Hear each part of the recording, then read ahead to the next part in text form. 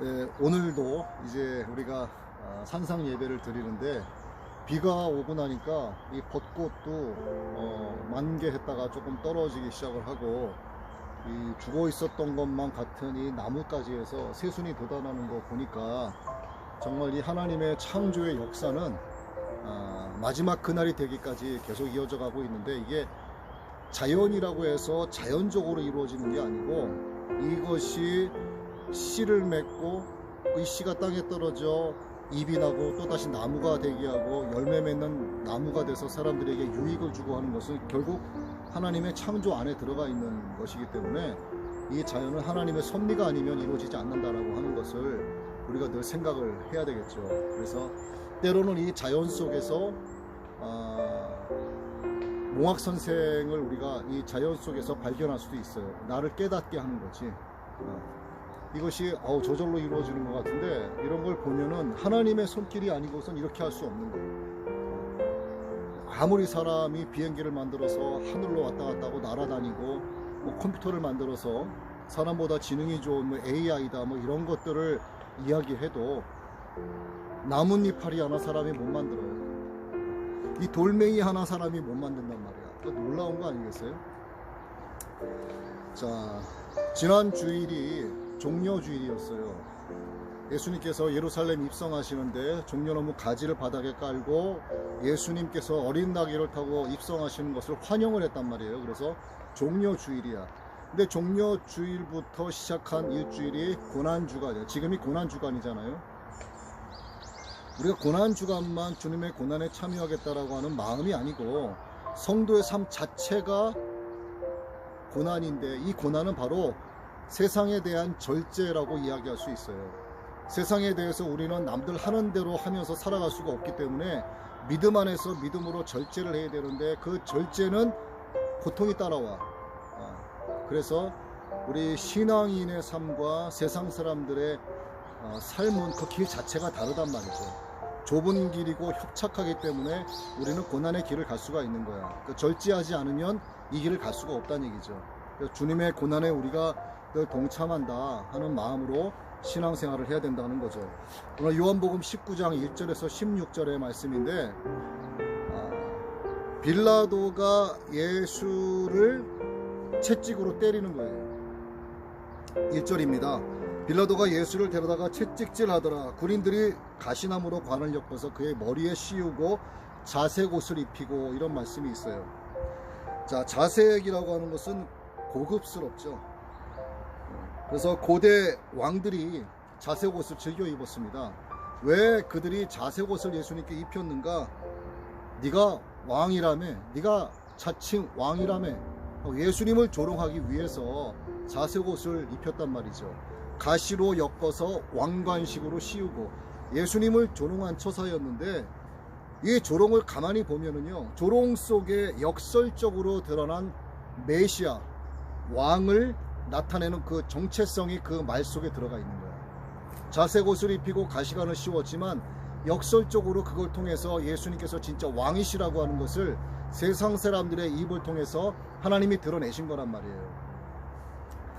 앞서가서 이르되 유대인의 왕이여 평안할지어다 하며 손으로 때리더라. 빌라도가 다시 밖에 나가 말하되 이 사람을 데리고 너희에게 나오나니 이는 내가 그에게서 아무 죄도 찾지 못한 것을 너희로 알게 하려 함이로다 하고 빌라도가 모여있는 유대 군중들한테 이야기하는 거예요. 예수께서 가시관을 쓰고 자색 옷을 입고 나오시니 빌라도가 그들에게 말하되 야, 너희들 봐라, 이 사람이다, 이렇게 말을 합니다. 대제사장들과 아랫사람들이 예수를 보고 소리질러 이르되 십자가에 못 박으소서, 십자가에 못 박으소서. 빌라도가 이르되 너희가 친히 데려다가 십자가에 못 박으라. 나는 그에게서 죄를 찾지 못하였다 하고 한 발 뒤로 물러나는 듯한 느낌이 보이죠. 유대인들이 대답하되 우리에게 법이 있으니 그 법대로 하면 그가 당연히 죽을 것은 그가 자기를 하나님의 아들이라 함이노라. 유대인들은 예수님을 이단이라고 취급을 했죠. 하나님의 신성을 모독했다라고 하는 죄를 덮어 씌운 겁니다. 빌라도가 이 말을 듣고 더욱 두려워하여 다시 관정에 들어가 예수께 말하되 너는 어디로부터냐 하되 예수께서 대답하여 주지 아니하시는지라. 그러다 빌라도가 이야기하죠. 이르되 내게 말하지 아니하느냐? 내가 너를 놓을 권한도 있고 십자가에 못 박을 권한이 있는 줄 네가 알지 못하느냐? 하고 예수님께 빌라도가 이야기하는 겁니다. 그러자 예수님께서 이렇게 대답을 하세요. 위에서 주지 아니하셨더라면 나를 해할 권한이 너에게 없다 이거죠. 그러므로 나를 내게 넘겨준 자의 죄는 더 크다 하시더라. 빌라도에게 예수님 자신을 넘겨준 자들이 누구예요? 대제사장들, 바리새인들, 사두개인들, 유대 군중들이잖아요. 이거를 빌라도에게 넘겨서 빌라도로 하여금 예수를 십자가에 못 박혀 죽게 만드는 거란 말이야. 그 죄가 더 크다라고 예수님이 말씀하시는 거예요. 이 말 속에는 너의 죄도 있다라고 말씀하시는 거죠. 이러함으로 빌라도가 예수를 놓으려고 힘썼으나 유대인들이 소리질러 이르되 이 사람을 놓으면 가이사의 충신이 아니니이다 하고 빌라도에게 반협박으로 이야기합니다. 자기를 왕이라 하는 자는 가이사를 반역하는 것입니다 라고 이야기하자 빌라도가 이것을 생각을 하는 거예요. 빌라도가 이 말을 듣고 예수를 끌고 나가서 돌을 깐 뜰에 있는 재판석에 앉아 있더라. 이날은 6월절의 준비일이요 때는 제6시라. 빌라도가 유대인들에게 이르되 보라 너희 왕이로다 하고 또 역설적으로 왕이신 예수님을 정체성을 드러내고 있는 겁니다. 그들이 소리 지르되 없이하소서 없이하소서 그를 십자가에 못 박게 하소서 십자가에 못 박으라고 계속 이야기합니다. 대제사장들이 대답하되 가이사 외에는 우리에게 왕이 없다 이렇게 이야기합니다. 자칭 하나님을 섬긴다라고 하는 유대 민족이 우리의 왕은 가이사다라고 이야기하는 거예요. 이에 예수를 십자가에 못 박도록 그들에게 넘겨주니라. 결국 빌라도가 못 이기는 척 넘겨줍니다. 근데 못 이기는 척 넘겨준 게 아니고 자기가 살고자 함이었죠. 자, 하나님은요 세상 왕국의 사람들, 종들을 통해서 하나님의 뜻을 드러내시는 경우가 굉장히 많아요. 빌라도는 세상 왕국인 로마 황제의 신하였죠. 겉보기에 그는요 황제의 신하로서 예수님을 신문하는 일을 하게 됩니다. 그런데 그는 빌라도는 자기 자신도 모르게 예수님의 왕국을 선전하는 사람으로 지금 사용되어지고 있는 거예요. 하나님이 사용하시는 거죠. 그의 부하들 로마 군인들은 예수님을 조롱할 의도로 아까 말씀드렸다시피 왕들이 즐겨 입는 자색 옷을 입혔어요. 그리고 또 조롱하기 위해서 가시관으로 머리에 씌우고 왕관처럼 네가 왕이 아니냐 이렇게 조롱을 하고 있습니다. 자, 요한이 요한복음을 썼죠. 이 요한의 입장에서는 참 사람을 보라 이거예요. 조롱하는 것 같지만 진짜 예수님은 메시아시고 하나님의 아들이시고 진정한 온 인류의 왕이시다라고 하는 것을 역설적으로 이러한 것들을 통해서 우리에게 가르쳐주고 있는 겁니다. 하지만 요한이 이것을 썼지만 결국은 하나님의 영감을 받아 쓴 것이기 때문에 하나님께서 우리에게 그것을 알려주시는 거죠. 자, 생존을 위해서 진리를 저버리는 선택은 정말 어리석은 거죠. 무리 앞에서 예수님을 조롱거리로 만들어서 석방의 정당성을 빌라도는 확보하려고 했어요. 자기가 이유 없이 석방을 해주면 그 군중들은 성이 나게 되고 또 동요를 하게 될 것이고 네가 예수를 놓아주면 너는 너의 왕인 가이사에게 반역을 하는 것이다 라고 이야기하니까 두려운 거야. 그래서 예수님을 위협하려고 했던 빌라도는요 겁에 질리게 되는 겁니다. 저들의 죄는 더 크다라고 이야기한 것 안에는 너에게도 죄가 있다라고 말씀하신 것을 빌라도는 알게 된 거죠. 그래서 예수님의 그 말씀에 더 두려웠던 겁니다. 그래서 유대인들과 예수님 사이에서 빌라도는 잠시 고민하지 않을 수 없었어. 돌이 깔린 뜰에 앉아서 잠시 생각에 잡힙니다. 결국 정치적으로 결정을 해요. 정말 진리를 따라가는 게 아니라 정치적으로 결정을 하는 거야. 정치적으로 내가 살 길이 무엇인가. 그래서 예수님을 십자가에 못 박도록 내주는 결론을 내리게 되는 거죠. 빌라도는요, 신념을 따르지 못한 아주 유약한 사람이었어요.